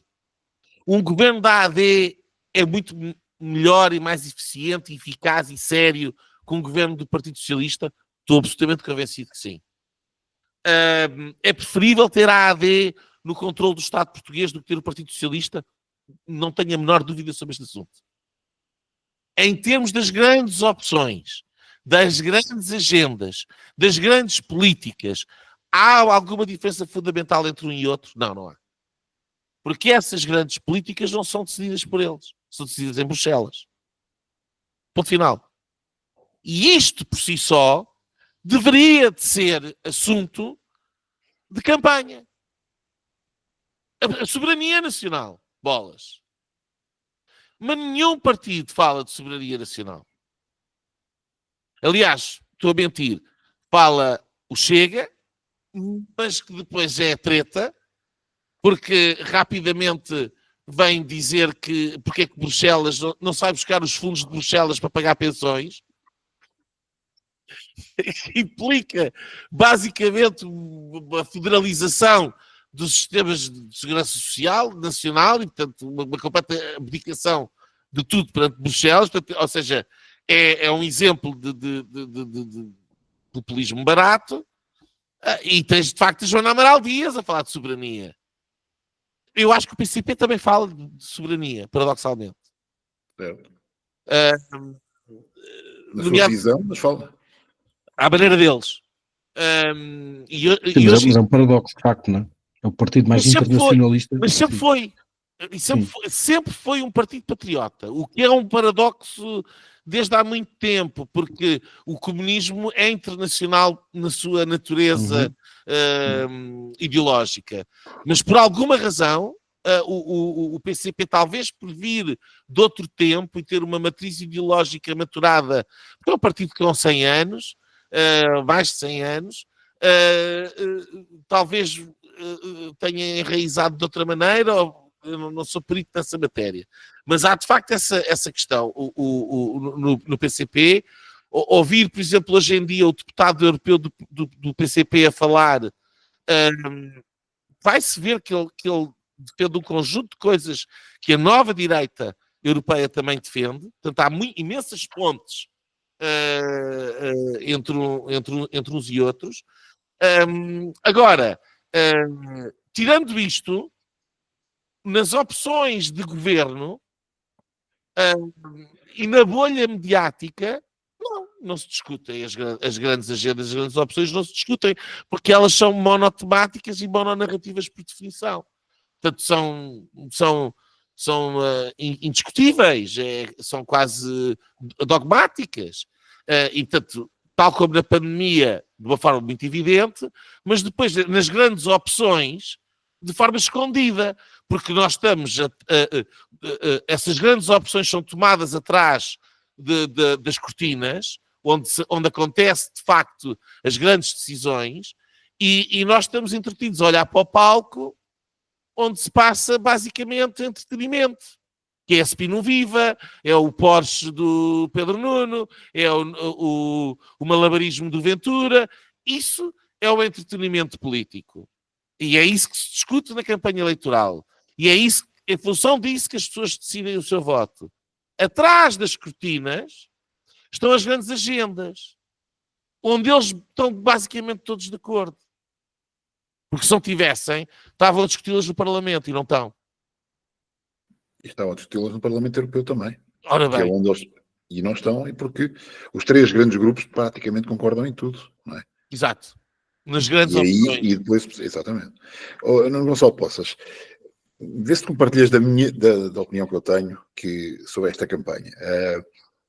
O ano passado foi uma campanha interessante, porque tirando o Ventura e o Rui Tavares, quase todos os outros líderes eram novos. Portanto, havia um interesse em saber o que é que as pessoas pensavam. O Luís Montenegro praticamente não era conhecido, o Pedro Nuno Santos era conhecido como ministro, mas não como líder do PS, a Mariana Mortágua, portanto, o Rui Rocha, por aí em diante. Agora, nós temos uma campanha em que os líderes são todos iguais. E todos maus. E é isso que me parece ver e parece transparecer para as redes sociais, que é onde eu tenho mais ou menos acesso, é que as pessoas perceberam que afinal nada mudou, eles continuam iguais aos outros. Houve alguma surpresa, houve mais votos na última eleição, mas agora eu sinto que há um desinteresse, mesmo os debates já não são tão interessantes, as pessoas já não querem ver, já não discutem tanto nas redes sociais. Achas que isto vai afastar eleitores? Achas que a discussão, as pessoas vão voltar ao mesmo e dizer, afinal, mesmo o Ventura, isto não me serve nada e quero lá saber? É possível. Isso foi, acho que foi uma das primeiras coisas que eu disse na altura, quando foram marcadas as eleições, é que se calhar se pudesse arriscar uma coisa qualquer que talvez fosse acontecer, arriscaria no aumento da abstenção. E mesmo assim não acho que não seja de lado barato. Mas é talvez o mais possível que aconteça. Eu acho que o cansaço das pessoas tem a ver com... Não é pelo facto deles serem os mesmos.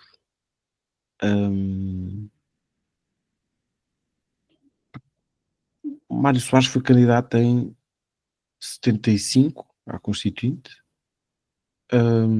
76, 79, 80, 83, foi candidato a Presidente da República em 85, 86, em 91, voltou a ser em 2006 e as pessoas tinham paciência para ouvir. O Cavaco Silva foi candidato em 85, 87, em 91, em 2006, em 2011, e hoje as pessoas ainda têm paciência para ouvir. Enfim, há muita gente que teve na vida política muitos anos, e que as pessoas, e que foram candidatas a muitas eleições de seguida, e as pessoas ouviram-nos. Eu acho que o problema é que neste cenário eu normalmente duvido quando as pessoas dizem assim, isto não pode ir mais fundo. Pode sempre. E se nós nos queixávamos de um cenário em que o grande debate das eleições era António Costa Rui Rio, mas apesar de tudo era por outras razões. Eu acho que talvez os grandes defeitos de um e do outro, enfim, o António Costa é um pantomineiro, não tenho aqui outra expressão, é um malabarista e um habilista que não acredita em rigorosamente nada. E o Rui Rio, enfim, talvez um bocadinho inábil e sectário, etc. Portanto, tem aqui uma série de defeitos. Estes todos que nós agora temos em cima da mesa são todos maus. São todos maus. E, portanto, na verdade o Luís Montenegro acaba por ganhar um bocadinho quase por falta de comparência. Porque lidera um grande partido, e apesar de tudo já é chefe em curso, e portanto isso traz sempre aquela gravitas aquele pedacinho de gravitas inerente ao cargo, portanto é o senhor Primeiro-Ministro, que o Pedro Nuno Santos de facto não tem, que o André Ventura também não tem. É um tipo muito simpático. Sim, tem assim um ar de líquido doce, não é? Que não aleija, não faz bem, é como ao melhoral, não é? Não faz bem nem faz mal. E eu acho que é um bocadinho por aí. Agora, o André Ventura ainda pode continuar aqui a capitalizar algum descontentamento. Acho que o PCP não vai ter o péssimo resultado que se adivinharia que tivesse. Enfim, não vai ter um resultado brilhante, como é óbvio, vai ter um resultado muito mau, mas vai sobreviver talvez melhor do que o Bloco de Esquerda, eu acho. Esta é pelo menos a sensação que eu tenho. Porque se houve de facto alguém... o Paulo Raimundo não adianta nem recua também, não é? Mas traz, apesar de tudo, ali aquela consistência das pedras, não é? Portanto, aquilo Aquilo é uma parede, mas traz ali um lado um bocadinho, eu acho, mais, talvez entre um bocadinho mais facilmente no psicológico de algumas fatias do eleitorado e até de algum eleitorado tradicional do PCP, que se possa rever um bocadinho mais nele, agora que está um bocadinho mais descolado a imagem do Jerónimo de Sousa e tenha menos esse peso em cima. Agora, a Mariana Mortágua, eu acho, por um lado fico muito contente com isso, porque eu acho que ao fim de 15 anos, mais ou menos, portanto, desde a célebre reunião de comissão de inquérito, em que ela perguntou ao Zé Albava se ele se esquecia de muitas coisas, e essa pergunta, numa comissão de inquérito, consagrou-a como sei lá, a nova, não sei, a Simone de Beauvoir, a Golda Meir, qualquer coisa. Não havia nada em Portugal que fosse melhor do que a Mariana Mortágua. Ela era corajosa, ela era inteligente, ela era genial, ela era bem influenciada, ela aprendia com os melhores, ela sabia tudo, ela era gira, também não é, mas ela era tudo e mais um par de botas, e eu acho que ao final destes anos todos as pessoas estão finalmente a perceber que a Mariana Mortágua é um flop, é um balão, e que nem tem hélio sequer, que foi separado, portanto tem um bocado de cuspo lá para dentro. E Mau hálito. Também é possível. E por acaso balão cheio de mau hálito. Por acaso, olha que se tivesse que arriscar, acho que é isso que ela tem. Mas isso vai me deixar particularmente satisfeito. Só não me deixa particularmente satisfeito porque depois acho que algum desse voto vai ser um bocado transferido para o livro, para outro flop que as pessoas ainda não perceberam que é um flop. Isto vai por fases. Perigoso. Isto vai por fases.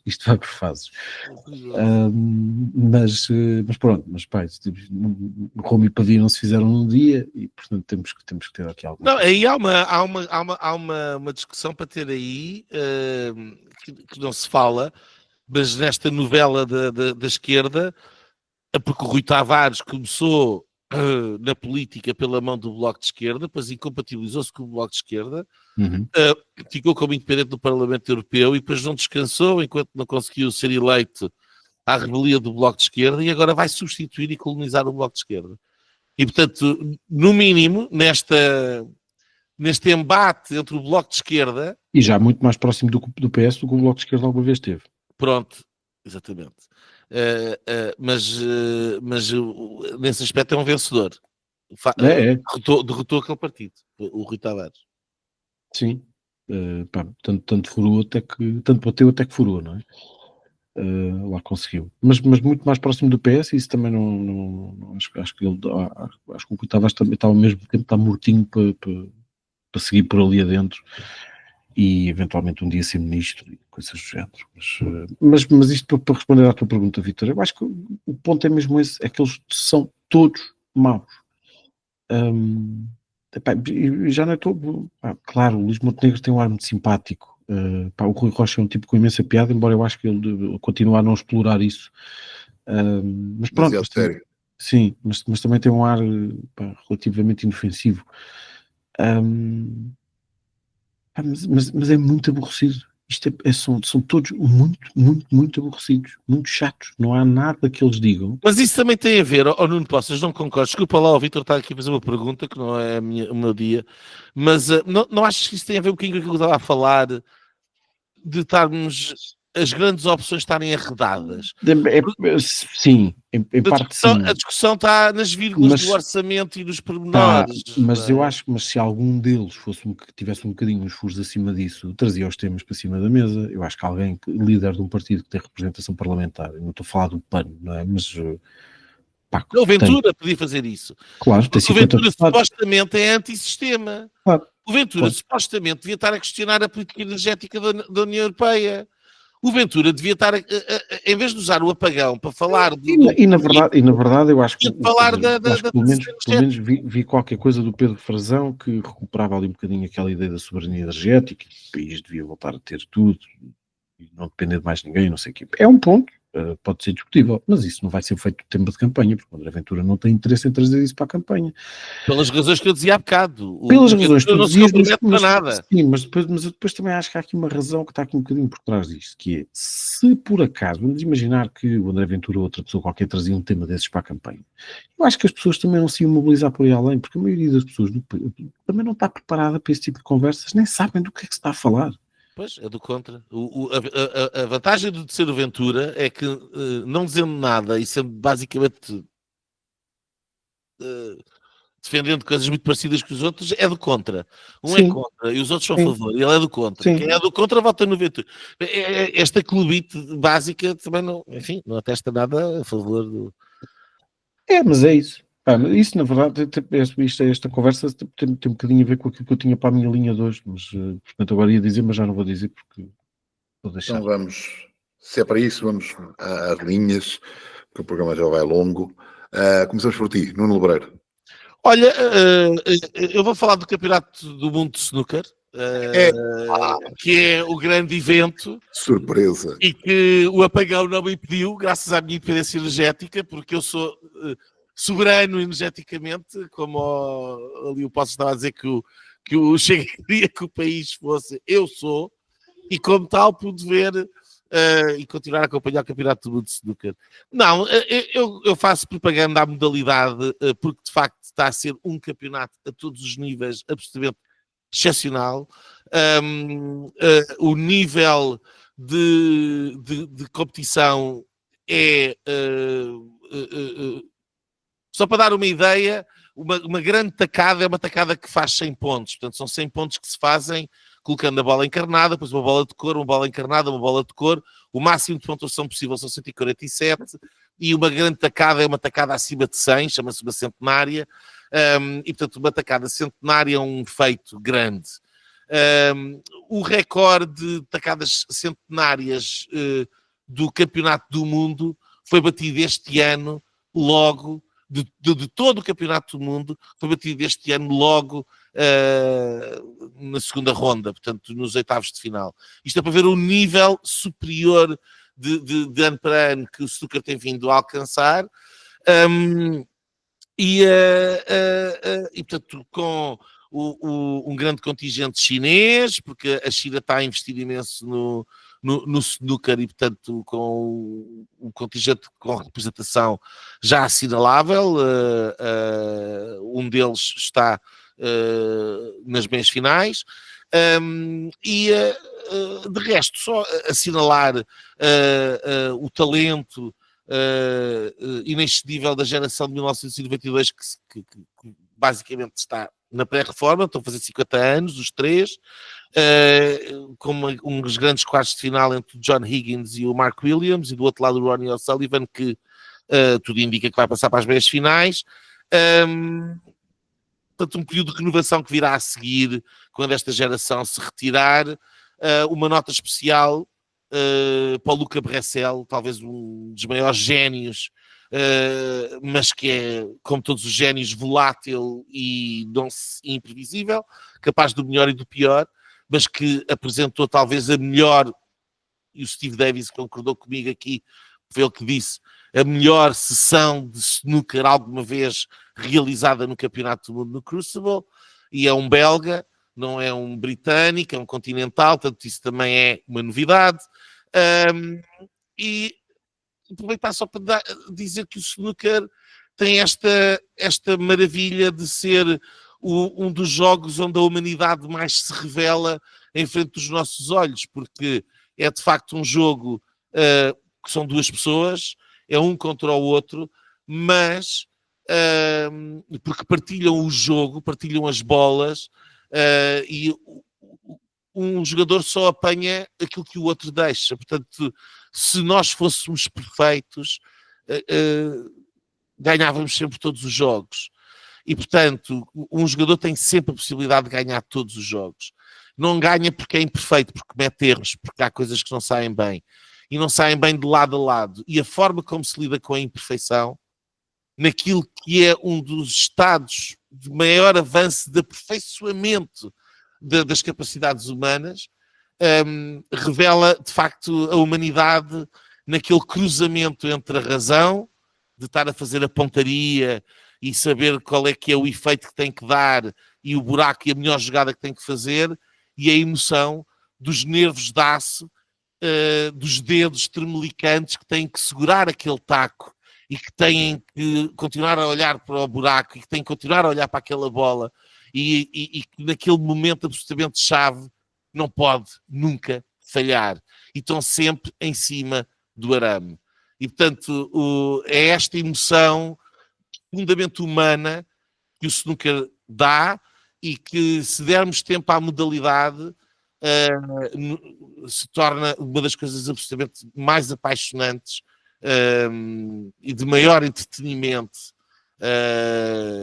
que se podem ir assistindo, com ainda para mais o bónus de ser em silêncio, quase religioso, entre cavalheiros de laçarote, bem vestidos e que apertam a mão antes e depois do jogo, sem haver chamar nomes e sem clubites. E inclusive, por exemplo, o Joe Trump fez um grande feito este ano, que foi chegar à centenária das centenárias, que foi fazer 100 tacadas centenárias numa única época, dá-lhe direito a 100 mil libras de prémio, e o seu opositor no jogo, quando ele fez aquela centenária contra ele, levantar-se como todo o resto da plateia e aplaudir de pé o feito do seu adversário.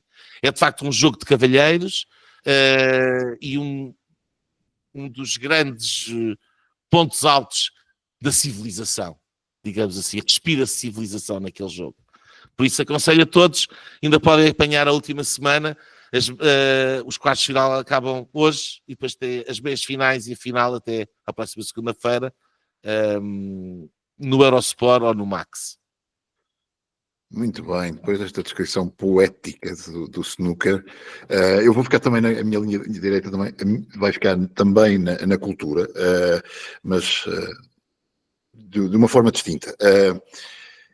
Na semana passada, curiosamente no dia 25 de Abril, foi revelado o arquivamento de um processo em Espanha, um processo a um músico chamado Nacho Cano, que também é produtor de cena, diretor musical, que tem um famoso musical, está a produzir um famoso musical em Espanha, que também vai andar por toda a América Latina. E no ano passado o Nacho Cano foi vítima de um processo, foi preso com acusações muito graves de imigração ilegal, inclusive até de assédio a uma das participantes do programa. Era supostamente uma estagiária que vinha, ou uma trainee que, juntamente com outros, que vinha a Madrid para fazer uma formação para depois ir com o grupo para a América Latina. Mas o facto curioso é que, quando isso aconteceu, esse senhor não teve mínimos problemas em acusar os políticos, ele e alguém que lhe é próximo e que ele admira muito, e essa pessoa também admira, que é a senhora Ayuso. De facto, nós sabemos hoje que, quem conhece aqui a cultura espanhola, que num momento muito crítico da pandemia, que estava fechada, a Ayuso fez todo o esforço para manter os teatros abertos, e quando Nacho Cano, que foi um dos fundadores de um grupo famoso dos anos 80 e anos 90 aqui em Espanha, os Mecano, recebeu um prémio por causa de uma produção sua, ele fez questão de entregar o prémio à Ayuso e agradecer-lhe por ter mantido os teatros abertos. Ora, isso parece que não caiu muito bem entre grande parte da classe política e também a forma como ele partilha as suas ideias e não quer viver do Estado, e sempre foi claro que não é de esquerda, não quer quaisquer ligações à política e às pessoas que vivem da política e dos subsídios do Estado. Ele foi claro, e a Ayuso também, que isto era um processo que não tinha pernas para andar e que ele era inocente. E o certo é que isto aconteceu no 4 ou 5 de Abril, ou 8 ou 9, por aí, mas foi revelado no dia 25 de Abril, curiosamente, como eu disse, e e o processo foi arquivado porque os juízes do tribunal olharam para aquilo e disseram: este processo não tem nada, e veio-se a descobrir quem é que estava por trás: o senhor Fernando Grande Marlaska, que é o ministro do Interior, um polícia que tem feito vários processos que são vistos como políticos. Isto mostra aquela preocupação que o Nuno Poças falou logo no início, que é a questão: o que é que se está a passar em Espanha, onde temos perseguições deste género, onde alguém que não seja de esquerda, alguém que apoie especialmente a Ayuso, já nem estamos a falar do PP, estamos a falar daquilo, de uma pessoa concreta, que é aquela que faz frente realmente faz frente a Pedro Sánchez e aos socialistas, é alvo de um processo quase sumário. Felizmente não o conseguem colocar na prisão, porque a Espanha ainda consegue ter alguns poderes que são independentes, mas continuam a ser alvo de tentativas de controle cada vez maiores. E isto aconteceu quando nós sabemos o que é que se passa com a família de Pedro Sánchez, com as pessoas que lhe eram próximas, que continuam a ser investigadas, continuam a ser acusadas, mas uma pessoa que não tinha feito nada, que é independente, que tinha o seu próprio negócio, que encontrou investidores, que tinha um projeto, viu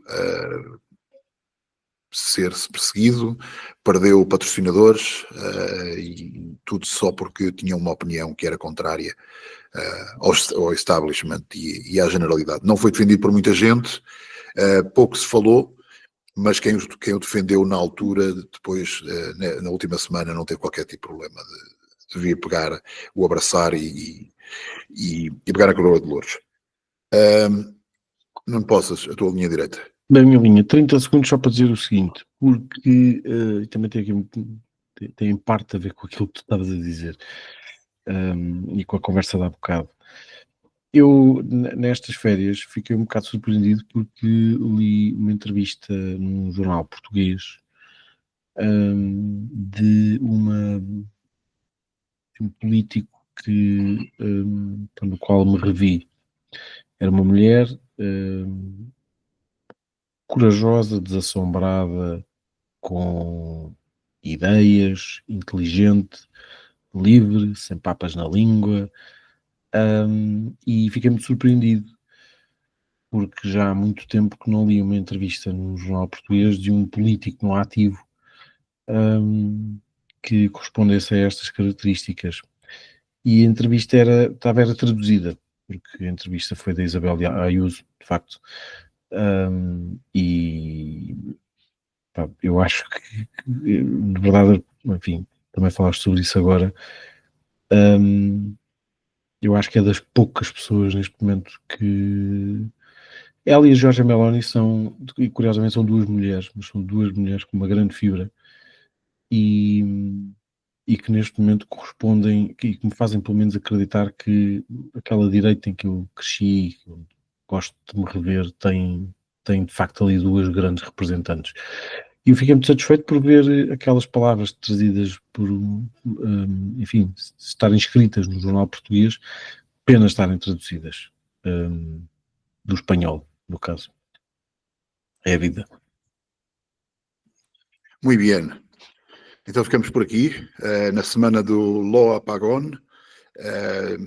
Ainda não se fez, ainda não temos fumo branco do Vaticano, mas em breve teremos, e esperemos também das nossas eleições. Até lá vamos continuar aqui, para a semana encontramos outra vez.